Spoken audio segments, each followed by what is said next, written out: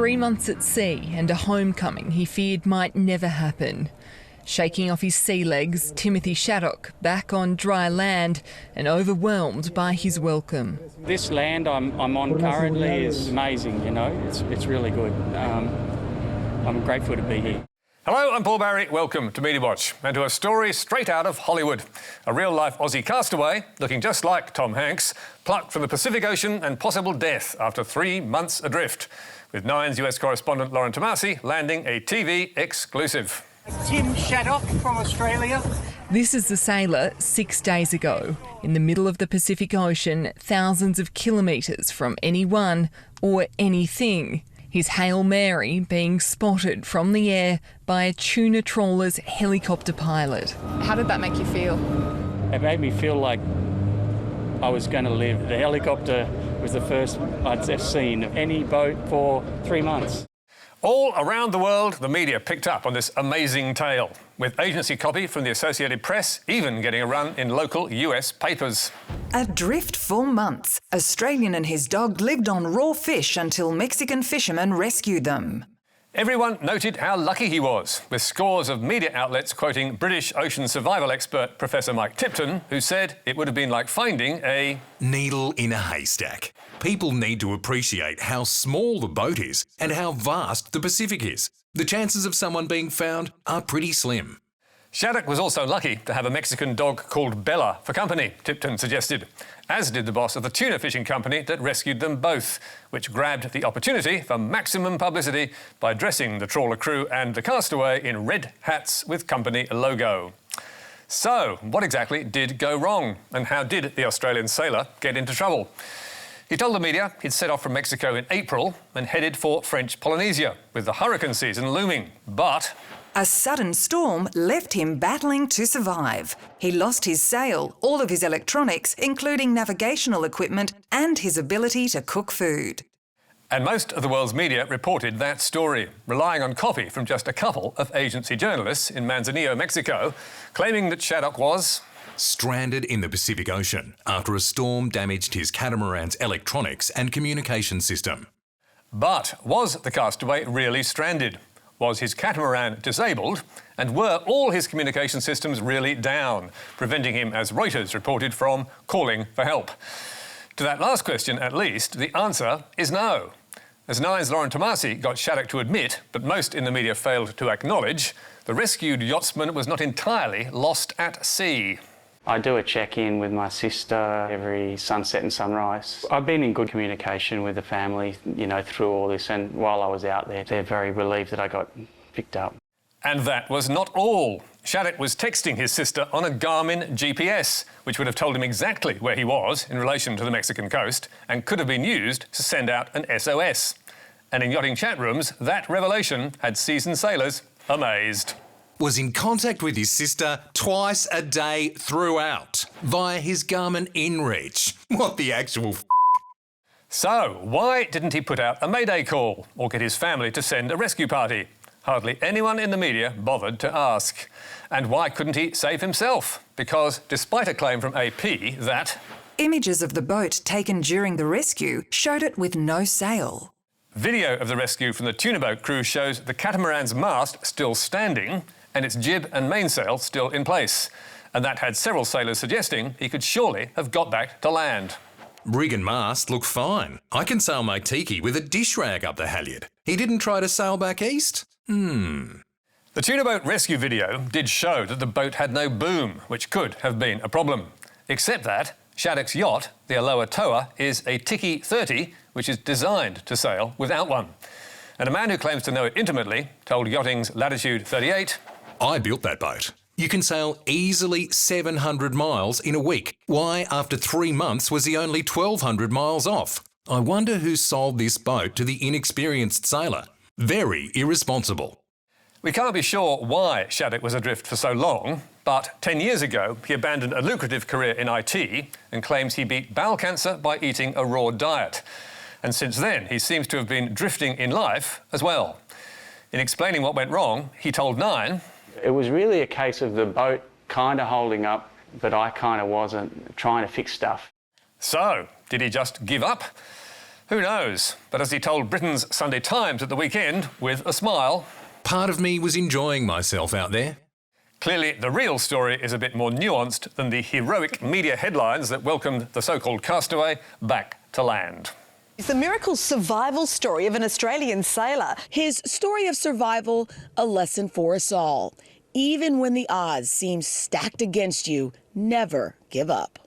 Had the media asked a few questions, as did all those sailors, they might have got a little closer to the truth.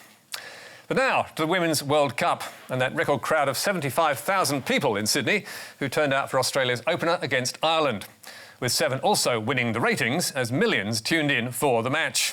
Big moments win big games and big occasions, I guess, win World Cups, and I think this is our moment for Australia, and I just cannot wait for this game. But kick-off wasn't the only thing that people were excited about. Super proud of our mob who'll be opening the FIFA World Cup tonight.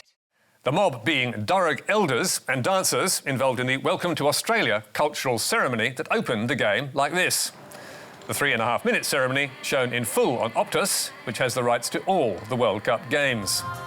It was a spectacular show, which looked terrific on the telly, but it was nowhere to be seen during Seven's coverage, despite Bruce McAvenny throwing to the stadium floor as the lights dimmed. Mel, it's getting close. It's getting dark out here. We're going to leave. Up to you. But instead of seeing this, we begin by paying our respects to elders past and present and acknowledge their footsteps and custodianship. Seven's viewers got this. I make fantasies come true. What can the island do for you? Fantasy Island, streaming for free on 7+. With back-to-back ads for Rexona, Kia, Qantas and FIFA's partners, Coke, Visa and Macca's, followed by some pre-packaged interviews. And while Optus subscribers were getting a full light and dance spectacular, Seven's commentators continued their pre-match commentary.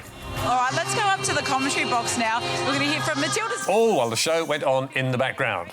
So, did Seven even acknowledge the welcome to country at all? Well, yes, if you count this comment from Mel McLaughlin just as it was ending. Izzy and KK, it's been so special, really important and special part of the build-up to this Women's World Cup. But not special enough to broadcast.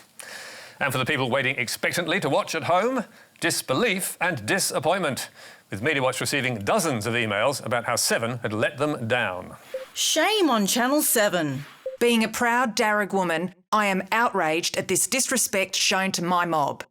As Julie Webb, one of the performers, told MediaWatch, it was 4 months in the making and an enormous thing to pull together. There are so few chances to stand together as a nation, and this was one of them. It was a huge missed opportunity. We asked Seven why it shunned the opening cultural ceremony to run ads and commentary instead. Seven's head of sport told MediaWatch, we sincerely apologise for not broadcasting the cultural ceremony of the FIFA Women's World Cup match between Australia and Ireland. There were valid reasons for it not being broadcast on the night, but we do apologise for the upset caused. And what were those valid reasons? Sponsors' needs? FIFA demands? Or was it simply that advertising trumps culture? Seven didn't explain, but it did add, it is now available to view in full as part of the full match replay on 7+. So much for Seven's commitment, set out in its Reconciliation Action Plan, to use its unrivalled national platform to raise awareness and celebrate the culture and histories of First Nations peoples. Here was a chance to do just that, and Seven failed badly. Now, let's head to the movies and a film that's become a cultural phenomenon. It is just 2 more sleeps until one of the most anticipated movies of the year opens in cinemas. No, I did not know we were doing this story today. Yes, there's no escaping the media's infatuation with Barbie, the Warner Brothers film that has left everyone in a pink fit, including the folks on the Today Show, who gave themselves a magic Barbie and Ken makeover for social media.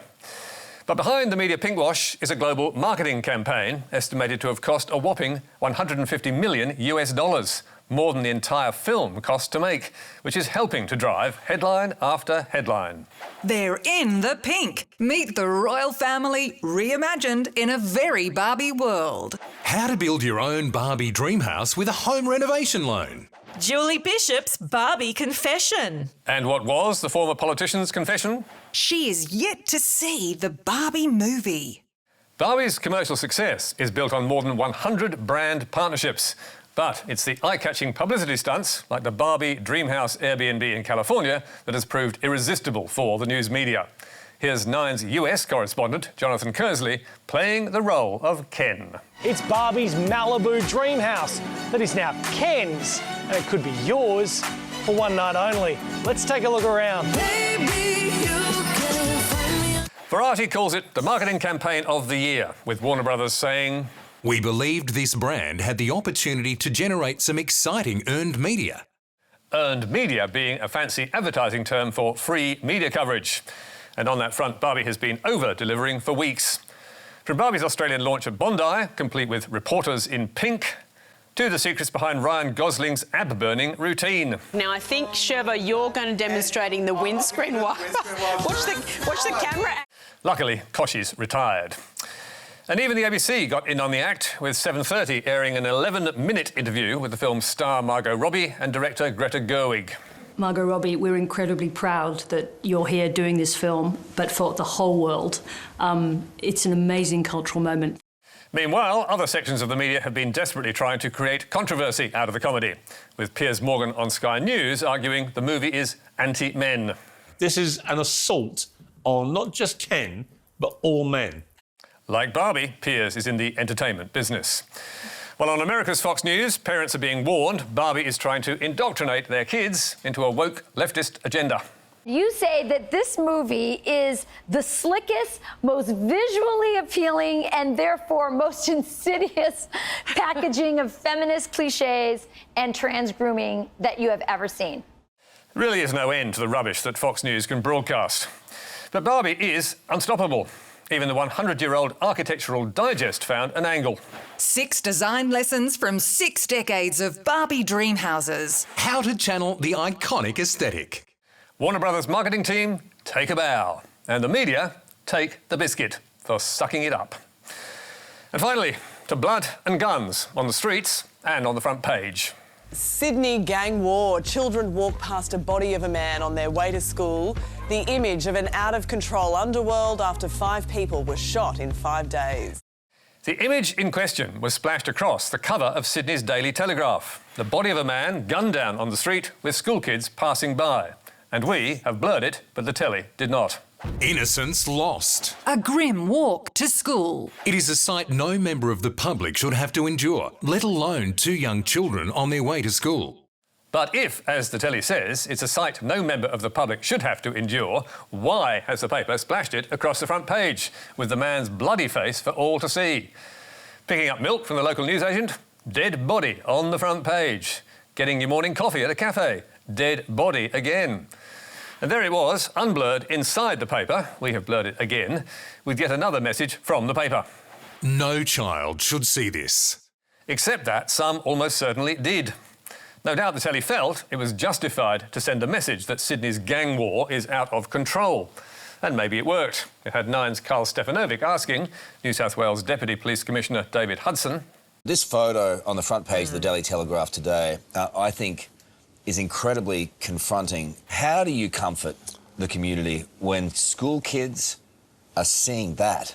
Carl, I saw that photo yesterday and I was shocked as well. In an editorial, the Tele was claiming matters of taste can be trumped by newsworthiness and the public's right to know. And repeating, no one should witness such a ghastly and violent scene, least of all children. And in ordinary circumstances, the Daily Telegraph would not publish such a concerning image. These are not, however, ordinary times. Far from it. But personally, I don't buy that argument. If no one should see it, don't publish it, especially on the front page where children can see it. And if you must do so, at least have the decency to blur the identity of the man who's been shot. Are they really trying to end the gang war by doing that, or are they more interested in selling newspapers? That's all from us for tonight. Don't forget Media Bites on Facebook, YouTube and Instagram. But for now, until next week, goodbye.